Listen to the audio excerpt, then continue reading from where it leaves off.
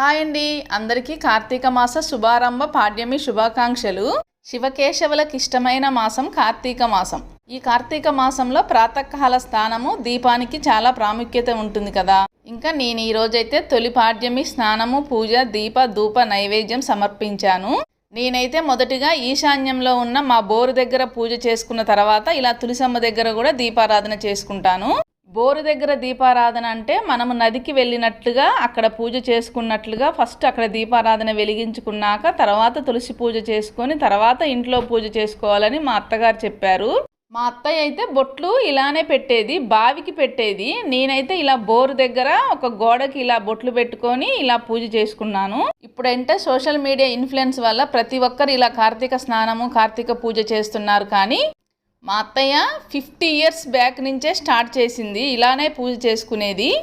ఆ నెల రోజులు కూడా ప్రతిరోజు ప్రాతకాల స్నానము, 5 వరకే దీపారాధన కూడా అయిపోయేది. ఇంకా ఈరోజు ఒక మిరాకిల్ జరిగింది, మీకు ఈ వీడియో చూస్తే అర్థమైపోతుంది అదేంటనేది. ముందుగా అన్ని విగ్రహాలకి పువ్వులు పెట్టాను, అలాగే శివయ్య దగ్గర కూడా ఒక పువ్వు పెట్టాను. నేను మా సార్ ఇద్దరం కలిసి ఇలా పూజ చేసుకున్నాము. మా సార్ అయితే ఇలా హారతి కూడా ఇచ్చారు. ఇంకా నమస్కారం చేసుకొని సార్ బయటికి వెళ్ళాక నేను ఒకసారి వీడియో తీసుకుందామని ఇలా తీస్తున్నాను. ఇంతలో శివయ్య దగ్గర పెట్టిన పువ్వు అలా దీపం దగ్గర పడిపోయింది. మళ్ళీ ఆ క్లిప్పింగ్ యాడ్ చేస్తాను, క్లియర్గా గమనిస్తే మీకు కూడా అర్థమైపోతుంది. ఆహా, శివయ్య లీల అంటే ఇలా ఉంటుందా అని అనిపించింది.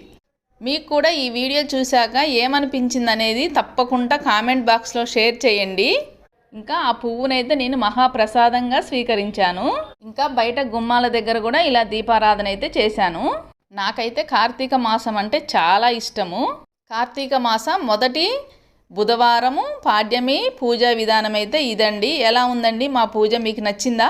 ఆ శివకేశవుల అనుగ్రహం మాతో పాటు నా సబ్స్క్రైబర్స్ అందరికి కూడా ఉండాలని మనస్ఫూర్తిగా కోరుకుంటున్నాను. వీడియో నచ్చితే లైక్ చేయండి. Thank you for watching. Bye అండి.